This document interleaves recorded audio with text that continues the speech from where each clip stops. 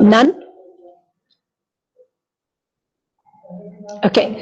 Can I request Mr. Abhinav Vats to unmute your speaker? Abhinav Vats, unmute your speaker. And can you Yes, please ma'am. let me know, dear, do you think we should conduct seminars, conferences, and do these things really add value to our life? What is your opinion? As a student, should you get engaged only in classes, regular education, or can we think about getting more information through seminars, through conference, through listening to others? What is your opinion? What is your intake? I'm waiting for your answer.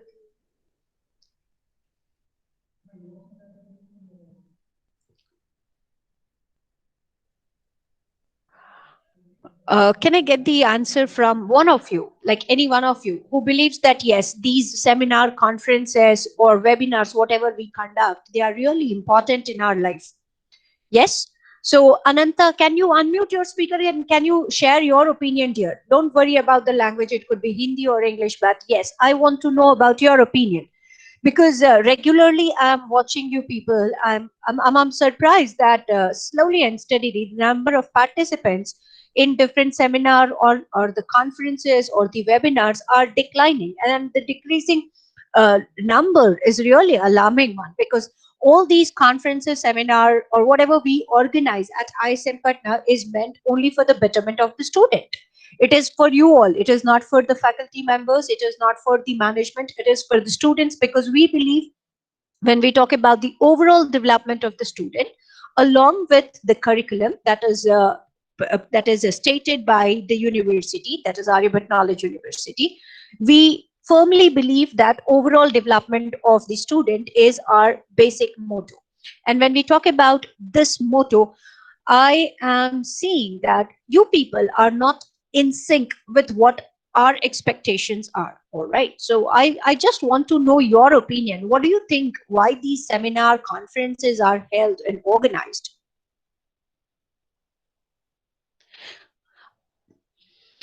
So Tanya says, yes, it is important because it adds on value to our life. Very rightly stated, Tanya, because we get knowledge not only related to the subject or that we are studying, that we are dealing, but also it will help us to know more things which are happening across the uh, different subject areas, isn't it? Ananta had again rightly stated that these gives us lots of information, valuable information gets added to our life. Very true. But what is the reason behind the decline in the number of participants? When I talk about the last two seminar or the webinars, I hardly see you people participating. Why? What is the reason behind it? One thing which you have to always understand, everything will not be of your interest. Of course it cannot be, because when we talk about management, when we talk about entrepreneurship, or whenever we are talking about such kind of information, what that, say for example, if I'm talking about development of entrepreneurship, development of writing skills, development of understanding related to share market, development of your knowledge related to the different IT department or the segment, it may not be of your interest area, but you should also remember that apart from interest, there is something which is called as need, and these are the need of the present generation. I don't know how many of you are aware of this or not, but slowly and steadily, AI and machine learning is going to become a part and parcel of management students' life. Everybody is going to learn what is the basic understanding related to coding, how to apply coding, how the benefits of coding can be derived or can be gained in the management terms. So you people need to really understand the importance. And edX, I don't know how many of you have heard about it, but edX is providing free basic knowledge related to these to all the students across the nations. And so everybody, I want you all, and that is the reason I wanted to ask you the question, like what is the importance of seminar, webinars, conferences, and all. So I'm really glad, Tanya, that you have stated that you have attended almost all the webinars, but unfortunately, because of your personal reasons or the personal engagement, you could not watch this time. No problem at all. Yes, we have posted it on YouTube because what I want you to understand is research is very important. And unless and until there is no research, as a management student, be it BBA or BCA, you will not be able to understand the benefits that you're going to derive out of your ideas, new ideas, isn't it? So whenever we are talking about the new ideas, whenever we are talking about the innovations or creativity or implementation of these innovative ideas or creativity, your efforts matters a lot. So please, I'll appreciate if you people can sportively participate in all the webinars, seminar, conferences, because that gives value to you. And of course, I'm going to share the link of the edX wherein you people can join for the basic Python programming course or the coding course. And then you people can definitely gain more information, more knowledge, and it has to be done by both BBA and BCA, and make sure that you people have at least fair knowledge related to these concepts, because there is a change in employability skills. Earlier it was having knowledge related to whatever subject area you are into, but these days the things have changed.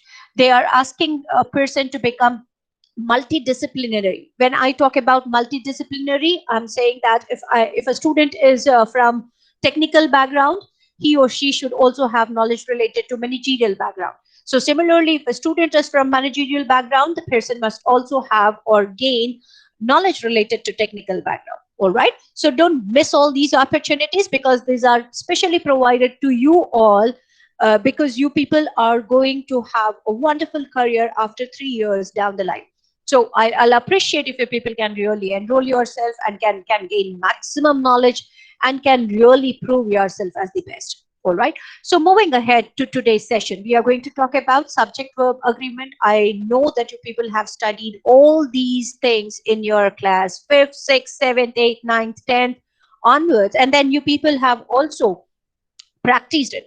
But to give you a quick review or to refresh your grammar knowledge or grammar skills, let me take you to a ride wherein we are going to talk about all the different rules of grammar related to subject verb agreement. All right, and these are the 20 basic rules wherein you people need to understand that whenever we say subject verb agreement, I want you all to focus on two words. The first one is subject, the second word is verb, and then the third word, agreement.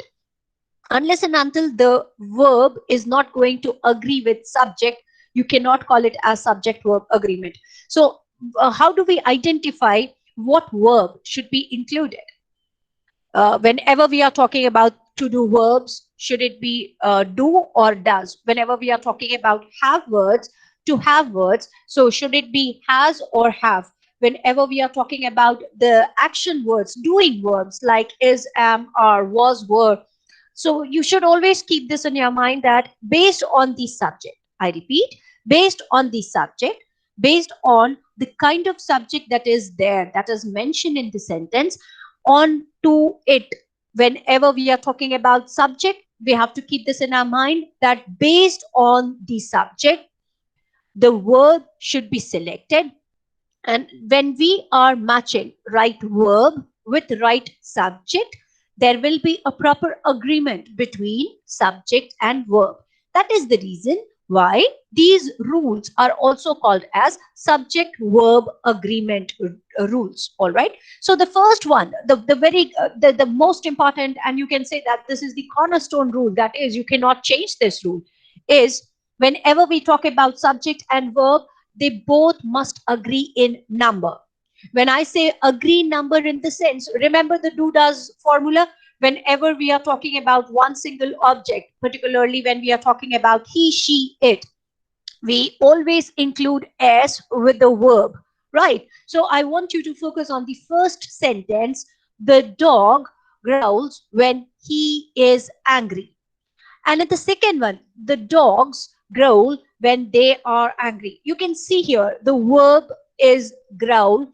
So when there is only one single subject, that is dog, S is included with the verb because we always accept does. Third form verb always accepts does. So therefore, growl plus the word es or s, as per the suitability or as per the grammatical rule, when we include, it becomes growls. So similarly, when we are talking about when the subject is in plural form, So instead of one dog, there are a number of dogs. So the dogs, whenever we are talking about the plural, please remember the verb will always be in do form. So therefore, it is growl. So keep this in your mind. This is the basic mistake which generally, whenever people speak or write, they commit. So when you are writing, you should focus on subject and the verb that it is going to agree with. Similarly, when you are going to write, or whenever you are representing your thoughts or your actions, or whenever you are expressing your thoughts and action, you should always focus on the subject, and according to it, the verb that it is going to agree with, you have to include it. So the first one I want you all to focus, whenever we talk about the subject, when we say subject is this particular word which is underlined. So when I'm talking about dog, dog is it. And whenever we talk about the third person, he, she, or it, the verb will always accept does. That is, when we are including that particular word with the verb, it always includes s or es. All right. So please remember here it becomes growled. But when we talk about the plural of the noun, the subject, then it will be always do verb. So therefore it is growl. So keep this in your mind. So the second point, don't get confused by the words that comes between the subject and the verb. This is the second rule which you should always keep in your mind. There can be different combination of sentences, and in a combination of sentences there can be number of subjects. So but you have to keep in your mind which is the main subject. I repeat, which is the main subject should be properly identified. Or if you identify a wrong subject, what is going to happen? Accordingly, you are going to choose the verb, and then again your sentence will become wrong. So you should always remember which word is the right subject, and then accordingly you have to use the verb. You can see here the dog who is chewing on my jeans. Now please remember, whenever we are talking about my jeans, that is I. So when we say I, we always include R here, but we are not talking about jeans, we are talking about the dog. So focus on the subject, focus on the main subject. The main subject will always accept the verb in its agreement. So you should always keep this in your mind, that what is the main subject, about what we are discussing, about what we are highlighting, about what we are representing. That should be clearly identified and presented. So keep this in your mind, that whenever we are talking about the subject, the subject should be rightly or properly identified. Otherwise, you may get confused, and then instead of choosing the right one, you may choose the wrong one. Please remember, this may be asked for 2 marks in your final examination. They may give you the similar kind of sentence, and there can be a fill in the blank over here. All right, wherever there is a word is, which is in bold, this may be given as a fill in the blank, and they may give you a different option. The dog who is chewing on my jeans. Now, generally, what happens? Your focus would be on my jeans, and then you may tend to commit mistake, and so therefore instead of is, some may go with are, some may talk about other things like has, have, whatever it is. But actually the right answer would be is, because we are here highlighting on the main subject, that is dog. This is rule number 3. Whenever we talk about prepositional phrases, please remember preposition. What is a phrase? First of all, let us understand once again, though this was explained to you people time and again, but should keep this in your mind. Phrases are incomplete sentences, but still they will give you the complete information. They may give you the right expression or impression about what you are willing to share. So keep this in your mind, that whenever we are talking about the prepositional phrases, prepositional phrases are those which are beginning or which starts with the prepositions. So you can see here of the rainbow. All right, this is a prepositional phrase. So whenever there is a prepositional phrase between the subject and the verb, please remember the subject verb will not affect the agreement, because we are talking about the main point, the subject. As I have told you, as I've explained you even in the previous rule, you should focus on the main subject. All right, we are not talking about the prepositional phrase, we are not talking about the rainbow here. All right, so don't get confused, we are not talking about the rainbow, we are talking about the colors that are there in the rainbow. Can I get quickly in the chat box, from you all. Can you please let me know, or can you please share your opinion? How many colors are there? How many colors are there in the rainbow? Can I get all the name of the 7 colors? Quickly, quickly, quickly. Name of the 7 colors. Name of the 7 colors. Okay, wow. I was waiting for that. Anshuman Kumar, kudos to you, boy. WebGR. Yes, absolutely correct. So whenever we are talking about WebGR, you should remember we are talking about the 7 colors, and whenever we are talking about 7, 7 is plural, right? It is not one color. It is a combination of different colors, and so therefore these colors are beautiful, right? So there, please remember again. This may be asked in 2 marks. You have to focus on the main subject, all right, and based on the main subject, then you need to identify what should be the right verb that is going to agree with the statement that you are mentioning, all right. So keep this in your mind here. Whenever we are talking about the subject verb agreement, the prepositional phrases which comes in between the subject, you can see here the subject is color, and then we are talking about of the rainbow. We are talking about the colors that are there in the rainbow, but our focus is on the color. Our main subject is on the color, and so therefore if this is plural, here we will be using are. If we are talking about one of the color of the rainbow, say for example, one of the color of the rainbow is red, all right. So please remember again, you should remember one of the colors. Whenever the word is there, one of the colors, we are not talking about all the colors, we are just talking about one of it. So please remember, then it would be is. But when we are talking about all the 7 colors, then it would be are. All right. So I hope everybody could understand all these 7. Anand Bharti, Anjali Kumari, thank you very much for giving me all those 7 different names, all those beautiful colors which you often see when the rain falls and when the sunlight shines on the falling rain, right? This is rule number 4. When sentences start with there or here, the subject will always be placed after the verb. You should always remember the subject will be followed immediately after there and here, but it is based on the subject that you are talking about. And then you can see here, say for example, when we talk about the problem is only one single one, so therefore here it is. But when we are talking about the papers in the second example, they are plural, so therefore the verb that is used in congregation in proper agreement or accordance with this particular subject is are. So don't get confused. So whenever you are using there and here in the sentence, always remember it will follow with the verb that is helping verb, the auxiliary verb. And how are you going to choose which auxiliary verb to be used? You have to focus on the subject. So here, if the subject is singular, of course, the auxiliary verb will also be is, am, are, or based on the different scenarios, it could be has or have. Similarly, here when we are talking about papers, again it would be the plural of the form, the doing action form. All right.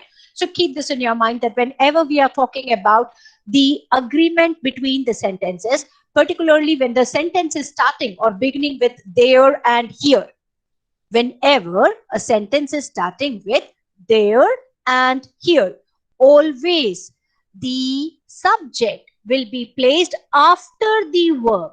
This is the verb. This is the main verb. All right. We are talking about is. We are talking about are in these 2 examples. So it will always be including, like say for example, first whenever we are using there followed by is, am, are, or here followed by is, am, are, and then comes the main subject.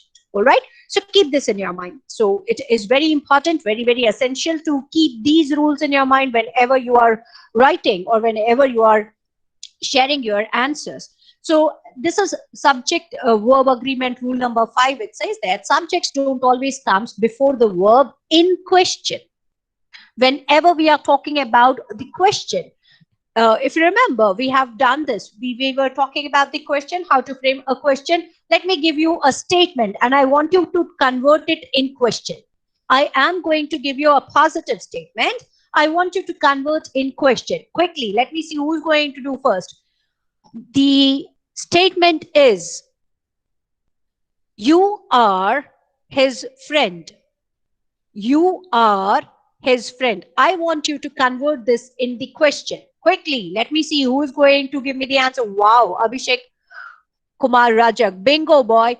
Are you his friend? Excellent. Yes. Now these are the common errors which you should remember, that whenever you are writing any sentence, right? So the statement, if there is a question, the question will always start with the helping verbs or the WH family words, which gives you the open-ended question, which helps you to get the information from the respondent in their own perspective, right? So whenever we are talking about the question, say for example, if you are talking about the auxiliary verb, it would be does. If you are talking about the open-ended question, that is WH family words, then again where. So this will come first, followed by the main subject, followed by the main subject and their action that they are doing, the action that they are engaged in. All right. So you can see here, now it's not eats. Now, say for example, does Karan usually eat burger?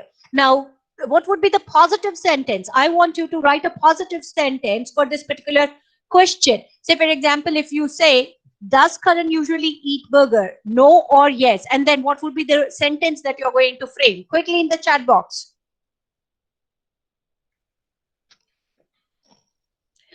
Mm, uh, again. This is the error.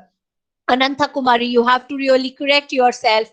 Yes, Abhishek, Karan usually eats burger, rightly stated by Tanya Vatsala. Karan usually eats. All right. Why are we including S over here? Because the first verb is does. And whenever we are talking about the positive sentences, eat will accept does. Or you can include does over here. Karan usually does eat burger, but that's not the right way of speaking. So therefore, what are you going to do? You're going to include S or ES based on the verb that it agrees, and then you are going to give the answer or share the answer.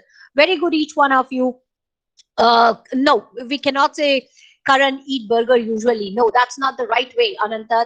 You have to remember, you have to always keep this in your mind, that usually is the adverb. So therefore, Karan usually eats burger. All right. That is all the right statement. All right, beta. Yes, eats will be okay. If you are writing EATS, because it includes does. It includes does. Why are we inserting S whenever we are talking about the statement, the positive statement? Because it includes does. Say, for example, Neeru teaches English. So Neeru is the subject and teaches. This includes does. All right. So if you are asking a question, does Neeru teach English? Of course, the answer would be Neeru teaches. Yes, Neeru teaches English. All right. So keep this in your mind here. These are the common rules which that is what I said. Many of you know the rules, but unfortunately, when you are writing it, when you are speaking, you commit mistake. And because of these small errors, small mistakes, you tend to lose your marks. And I don't want you to lose your marks. So keep this in your mind, that whenever we are talking about the question, the verb, the auxiliary verb will come first, followed by the main action verb. All right. And then similarly, whenever we are talking about the open-ended questions like what, when, where, who, which, all right, how. So whenever you are using those WH family words, it will always follow the main auxiliary verb. All right. So here it is pieces. We are not talking about one single object. It is the number of objects, the number of pieces of this particular puzzle. So therefore, the verb that it accepts is are. All right. Now, if we are talking about one single person, say for example, where dash Ram. So you're not going to write R. Where are Ram? You're not going to say this. Where is Ram? All right. So keep this in your mind based on the subject. That is the main crux. Whenever we are talking about subject verb agreement, yes, Prerna rightly stated here that whenever we are talking about the subject, based on the subject, you have to identify the right verb.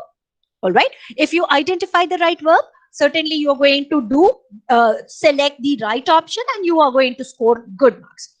This is rule number 6.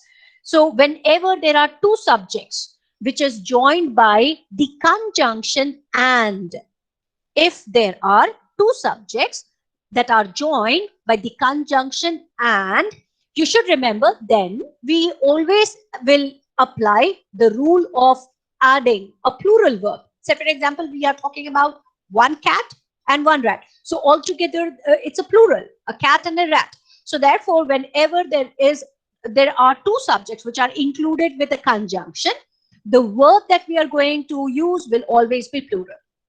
I repeat, whenever there are couple of subjects, not one subject. When I say cat, the cat is circling around the bag. The rat is circling around the bag. But I'm talking about both cat and rat. Then, as these two objects, as these two subjects are circling around the bag, so therefore the verb will also be in plural. You have to keep this in your mind. The verb will also be in plural. Why? Because we are not talking about one single subject. We are talking about cat as well as rat. The next rule says that the verb is singular if the two subjects are separated by and refer to the same person or thing. Say, for example, here you can see once again red beans and rice. Of course, you can see here two objects. We are talking about red beans, that is Rajma, and then you are also talking about rice. Is my mom's favorite dish. You're not going to say are mine. Why you are not saying are? Reason is you are talking about one single person. You're talking about your mother, and she is singular. So therefore, she is. So please remember, whenever we are talking about though number of objects, but related to one subject.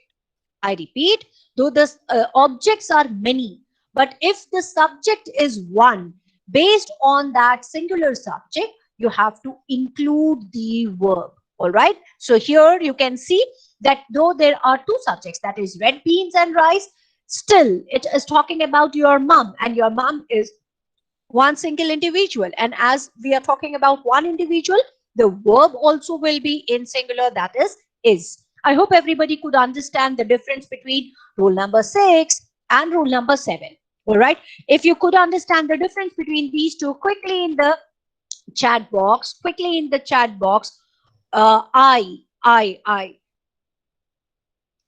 The bag is the object here, all right? So therefore, we are not talking about the bag. We are not,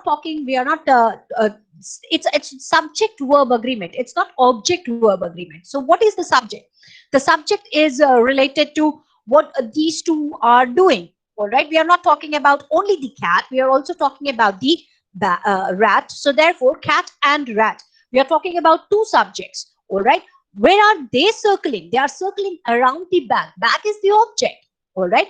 So so the cat and the rat, we are talking about two objects or the subject. You should keep this in your mind. Are we talking about object or are we talking about the subject? If they are subjects, then the verb will be in plural. But whenever we are talking about the object. So for example, red beans and rice, which you can see on the slide that is presented over here, they are the objects. Is my mom's favorite dish. About whom are we talking? Are we talking about your mom or are we talking about red beans and rice? Quickly in the chat box. In this sentence, about whom we are discussing. Are we talking about mom or are we talking about red beans and rice? See, you people are writing. And when we talk about mom, that is what you have to do. You have to break the sentence. You have to identify who the subject is. All right. And then after identifying the subject, you should identify, okay, if the subject is singular, my verb should agree with the subject. If my subject is a plural, say for example, if I'm talking about number of objects, then based on that, I have to include a verb which agrees with the subjects. I hope everybody could understand. Yes.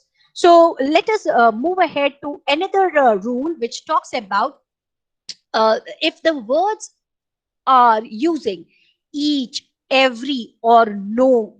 Please remember, if these verbs come before the subject, the verb form is always that is used is singular. Say, for example, no, smoking and drinking. So please remember, we are not talking about smoking and drinking. All right. You have to remember, this is the rule. This is a trickier rule. And keep your focus on these words.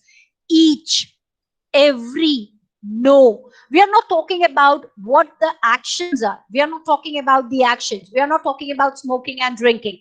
We are talking about the subject. So generally what happens, students, they get confused when they see, okay, smoking and drinking. Again, you are agreeing with verb or are you agreeing with subject? You have to agree with the subject. Who smokes? Nobody. So we are talking about the body, and that is nobody. We are talking about each and every individual, be it a man or a woman. All right. So keep this in your mind. These verbs, I want you to please focus on these words, and you have to note it down. If you see a sentence which starts with or which begins with each, every, no, immediately, if these are the words, then the verb that you are going to accept will always be in the that is based on the subject, that is he, she, it. So it is. All right, please keep this in your mind. The verb form that is used is always in the singular. That is because here the individuals are singular. All right, keep this in your mind. We are not talking about the plural of the subjects, we are talking about the singular. This is rule number 9, which says that whenever we are having options, whenever we are having choices, whenever we are having number of options and we have to choose any one, we are choosing only one, then it is again the singular verb form that we accept. All right. The verb form that is included with the subject, because the subject is singular, so the verb form should always follow the subject. So therefore, here it is Jyoti or Kanak. Could be Jyoti or could be Kanak. So whenever we are including or, nor, neither, nor, either, or, not only, but also, these are the clues which you should always remember. Like in the previous one, remember each, every, no. Similarly here, whenever we are talking about the next rule, that is or, nor, neither, nor, either, or, not only, but also, it will always have the verb based on the agreement of the subject. As the subjects are singular, the verb form also should suffice the need of the subject. All right. And this is for the final one for today. We are going to stop over here. The only time when you are going to follow the object, whenever we are talking about the object with prepositional factor that comes into decision, is whenever we are talking about the plural, or when we talk about the noun or the pronoun of the subjects like some, half, none, more, all.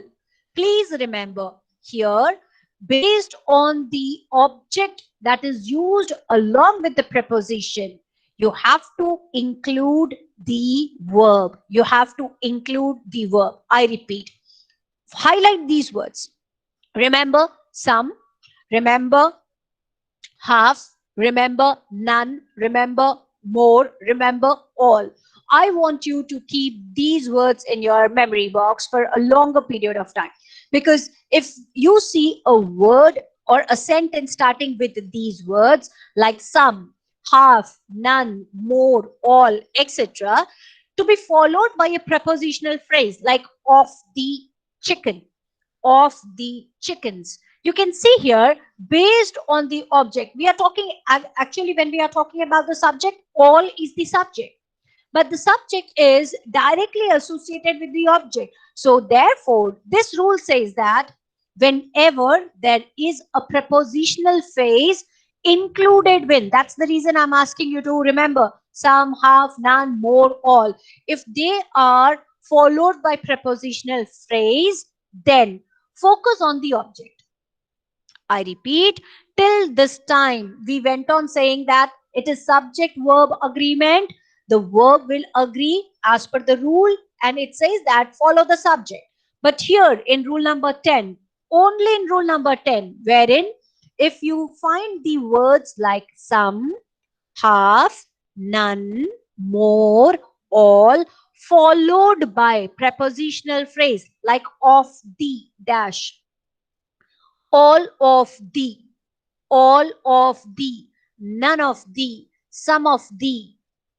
All right, keep this in your mind. So whenever we are talking about the words like some, half, none, more, all, followed by a prepositional phrase, then based on the object, I repeat, based on the object, you're going to choose the verb, and then you're going to fill up the blank. So if we are talking about here, chicken is the object, which is followed by the prepositional phrase, all is the main subject. So here in this particular one, you have to always remember whatever the object is, you should find out first. Very simple thing is, how are you going to break it? You're going to look for the verbs like this. You are going to see, is it the sentence starting with some? Is it the sentence starting with have? Is it the sentence that is starting with none? Is it the sentence that is starting with more? Is it the sentence that is starting with all? Followed by prepositional phrase. And whenever we say prepositional phrase, they may start with of, in. Please remember, of, for, since. There can be different prepositional phrases. All right. So based on that prepositional phrase, if they are followed by the object, based on the object, you're going to choose the verb. Chicken is gone. Chickens are gone. I hope everybody could understand. I'll be sharing the video link with you all. In case if you have any doubts, do let us clear all these doubts tomorrow in the very beginning. All right. So I'll appreciate if you can give your attendance. Kindly mark your attendance. In the next 5 minutes, I'm going to deactivate the link. I'll appreciate if you can mark your attendance as quickly as you can. All right. Thank you very much for attending today's class. I will be sharing the video, and in case if you have Excellent.